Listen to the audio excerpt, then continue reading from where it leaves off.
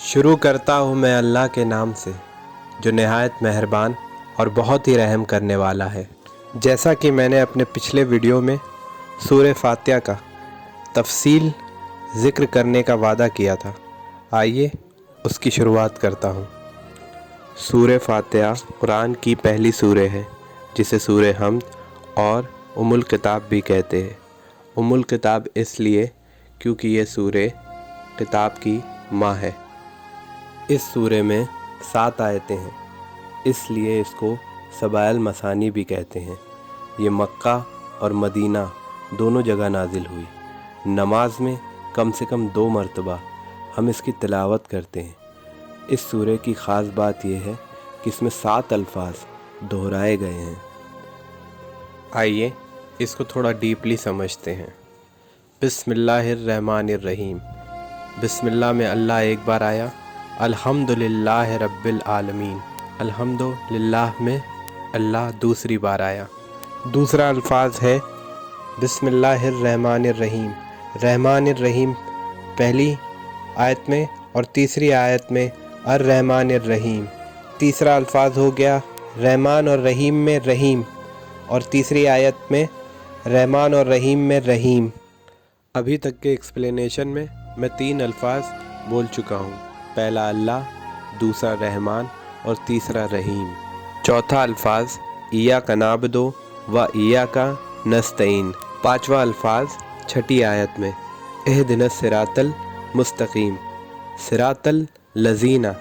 छठा अल्फाज सिरातल लजीना अनअमता अलैहिम गैरिल मग़दूबि अलैहिम। लेकिन 7वां अल्फाज अलैहिम के साथ गैरिल है, जो कि 2 बार नहीं लेकिन इसका माने में 2 है। अलैहिम यानी उन पर, गैरिल यानी ना कि उनमें से।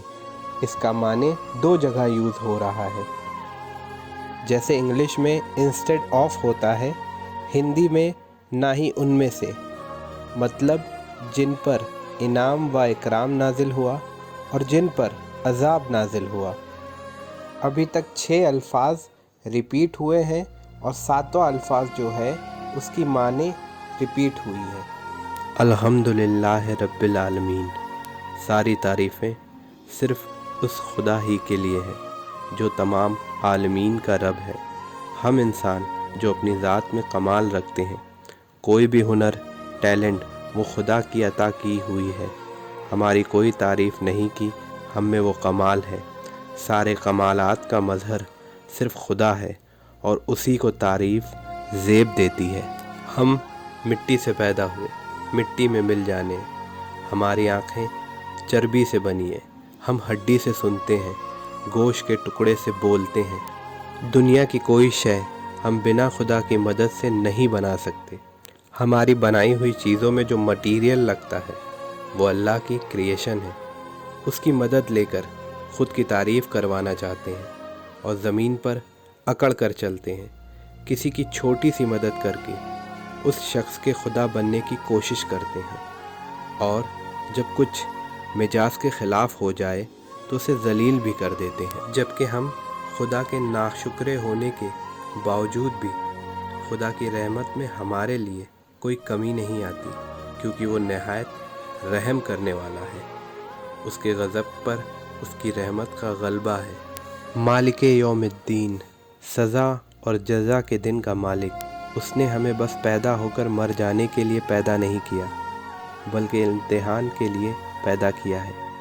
जहाँ एक तरफ वो नहायत रहम वाला है तो दूसरी तरफ खुदा कहता है कि तुम्हारे अच्छे और बुरे अमाल का जायज़ा मैं क़यामत के रोज़ लूँगा। सज़ा के हक़दार हुए तो सज़ा, इनाम के हक़दार हुए तो इनाम दूँगा। इय्याका नअबुदु व इय्याका नस्तईन। हम तेरी ही इबादत करते हैं और तुझी से मदद मांगते हैं। खुदा की इबादत तो करते ही हैं, मदद भी उसी से मांगते हैं। ये नहीं कि नमाज में तो अल्लाह की इबादत कर ली और फिर बंदों की नाहक बातों में भी उनकी हाँ में हाँ मिलाते हैं, क्योंकि हम ये सोचते हैं कि अगर हमने इनकी नाहक बातों में हाँ नहीं मिलाई तो ये लोग हमारी मदद नहीं करें। इसलिए मददगार भी सिर्फ़ खुदा को मानो। ऐसा करने से न झूठ बोलोगे न धोखा दोगे। थोड़े से फ़ायदे के लिए حق سے نہیں پھروگے۔ اے دن الصراط المستقیم، سیدھا اور سچا راستہ دکھا اور ہمیں اس پہ قائم بھی رکھ۔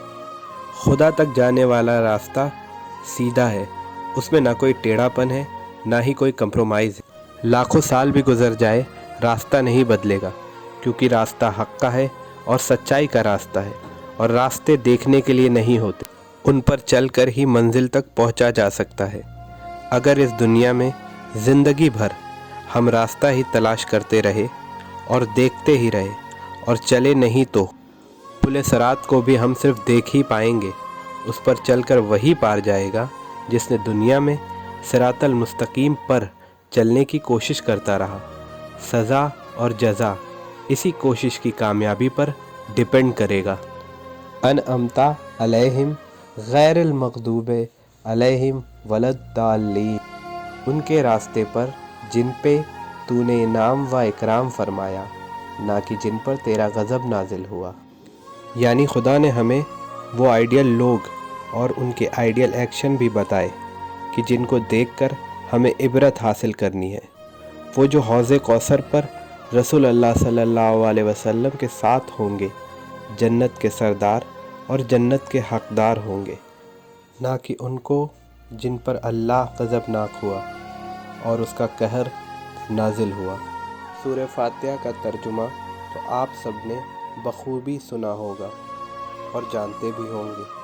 میرا تفصیل سے بیان کرنے کا مقصد یہ ہے کہ اب جب کبھی بھی آپ سورہ فاتحہ سنیں گے تو ایک ایک الفاظ کی گہرائی سمجھ سکیں گے کہ خدا آپ سے ان الفاظوں کے ذریعے کہنا کیا چاہتا ہے۔